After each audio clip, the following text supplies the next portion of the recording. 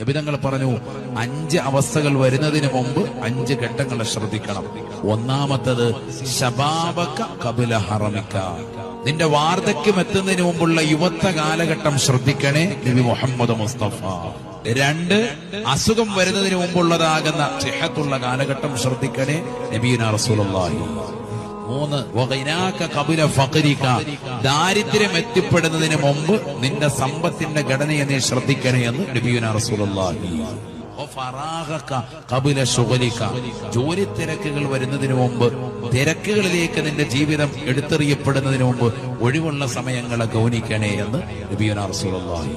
5 കാര്യങ്ങളാണ് നബി തങ്ങൾ പറഞ്ഞത്. 5-മത്തത് വഹയാതക ഖബല മൗതിക, ഇന്നല്ലെങ്കിൽ അടുത്ത സെക്കൻഡിൽ മരിക്കേണ്ടവനാണ്.